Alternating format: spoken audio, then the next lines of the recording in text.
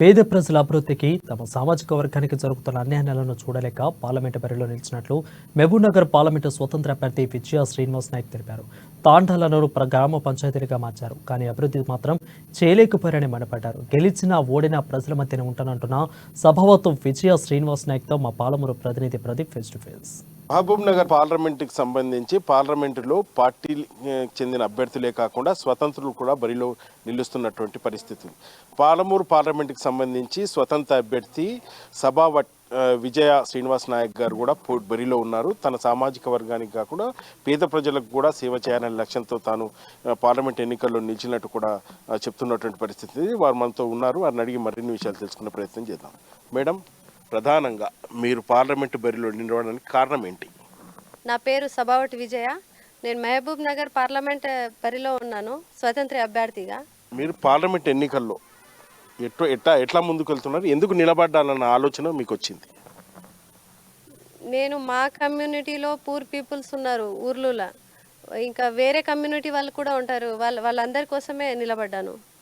అయితే ఈ పార్లమెంట్ ఎన్నికకి సంబంధించి మీరు ప్రచారంలో వెళ్తున్నటువంటి పరిస్థితి, ప్రజలు ఎటువంటి సమస్యలు మీకు చెప్తున్నారు, మీరు ఏం చెప్తున్నారు వాళ్ళకు? ఊర్లలో అయితే ఏజ్ అయిపోయిన వాళ్ళు ఉన్నారు, వాళ్ళకు సరైన అసలు ఇంట్లో పింఛన్స్ రావట్లేదు ఎవరికి.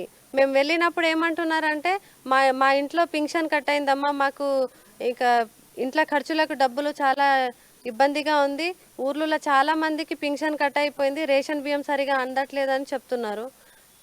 అయితే ఇప్పటి వరకు ప్రధాన పార్టీలు కానీ అటు బీజేపీ, బీఆర్ఎస్ కానీ కాంగ్రెస్ పార్టీలు కానీ గిరిజనులకు మేము న్యాయం చేస్తున్నాము, గిరిజనులకు సంబంధించి 12% రిజర్వేషన్లకు కూడా కేంద్ర ప్రభుత్వానికి పంపాము, గిరిజనులకు ఎటువంటి అంటే అవమానాలు కానీ వాళ్ళని తాండాలను గ్రామ పంచాయతీలు కూడా చేశాము, వాళ్ళ అభివృద్ధికై కట్టుబడి అంటున్నారు.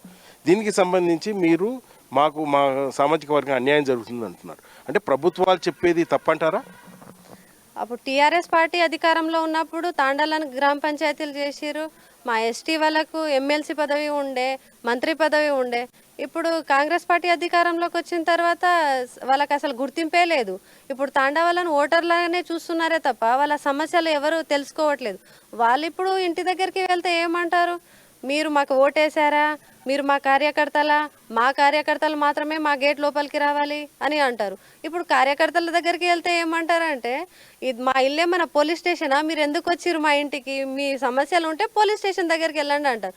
మరి పోలీస్ స్టేషన్లు ఉన్నప్పుడు మీరు కార్యకర్తలు ఇంటింటికి వెళ్ళి ఎందుకు ఓట్లు అడుగుతున్నారు? మీరు మీ పార్టీ లీడర్ ఫొటోస్ తీసుకెళ్ళి వాళ్ళ డోర్ల పైన ఎందుకు అతికిస్తున్నారు? మీరెందుకు డబ్బులు పంచుతున్నారు, వాళ్ళకు కోట్ర సీసాలు పంచుతున్నారు, వాళ్ళ దగ్గర ఎందుకు ఓట్లు అడుగుతున్నారని నేను అడుగుతున్నాను. ఇప్పుడు వాళ్ళ సమస్యలు కూడా పట్టించుకోవాలి కదా. నువ్వు వెళ్ళి ఇంట్లో ఓటు అడిగినప్పుడు ఒక్కొక్క ఓటు చాలా ఇంపార్టెంట్, వాళ్ళ ఓటు వాళ్ళు వేసుకుంటారు. నువ్వు వెళ్ళి వాళ్ళని ఫోర్స్ చేసి ఈ పార్టీకే వేయాలి ఓటు అని నువ్వు తీసుకున్నప్పుడు వాళ్ళ సమస్యలు ఎలా తెలుసుకోవాలనో నీ బాధ్యత కదా అది, కానీ అది వాళ్ళు పట్టించుకోవట్లేదు.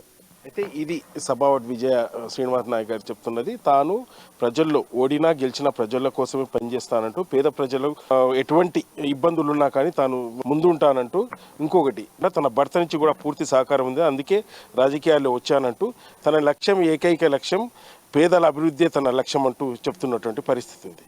ఇది ఇక్కడి పరిస్థితి. వీడియో జర్నలిస్ట్ రాజేష్తో ప్రదీప్, అమ్మా న్యూస్, మహబూబ్ నగర్ నుంచి.